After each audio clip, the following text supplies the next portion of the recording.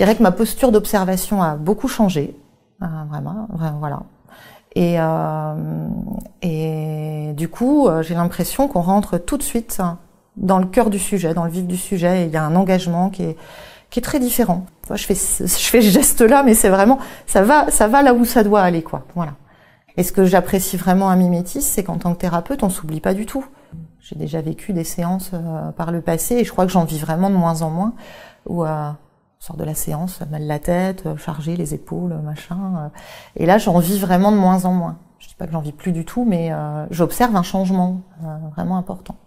Et quand j'en vis, du coup, je me pose la question de qu'est-ce que j'ai pas été écouté chez moi aussi. Voilà. Donc, et ça, je l'ai appris à Mimétis, pour le coup. La relation de confiance, je trouve qu'elle se crée beaucoup plus facilement.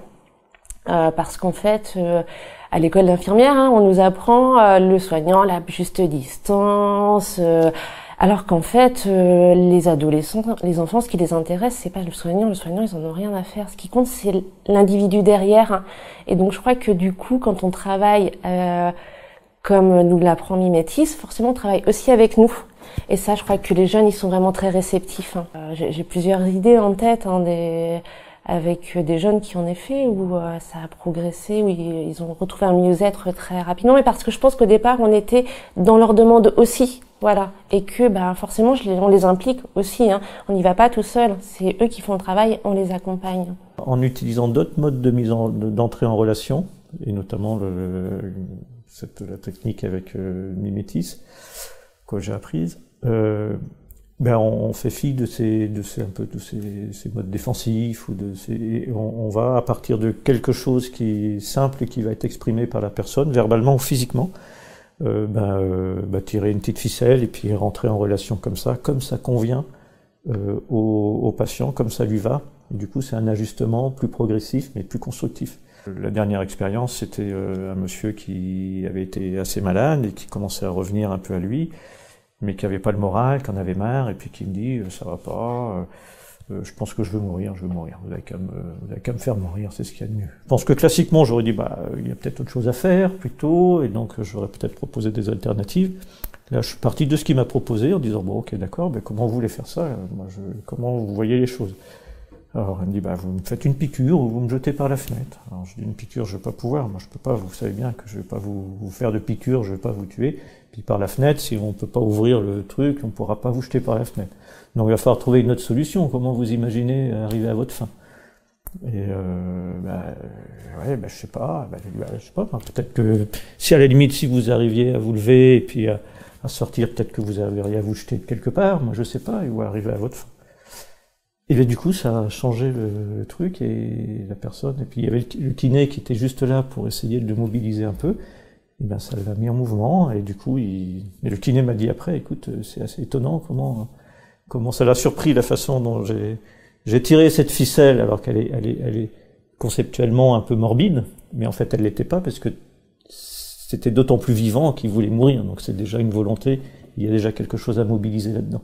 Ça, je pense que, pour moi, ça illustre bien la façon de penser, de se mettre dans le lien avec l'autre, toujours pour animer ce qui est positif, de vivant et qui peut être mis dans le mouvement, parce que le mouvement c'est la vie, et c'est d'aller de l'avant. J'ai découvert l'Institut au travers de l'HTSMA et je cherchais vraiment une approche qui englobait le corps, parce que c'était très très important pour moi. Et au niveau de Mimétis, c'est vraiment une formation sur la relation déjà. C'est pas forcément ce que j'avais eu moi il y a quelques années.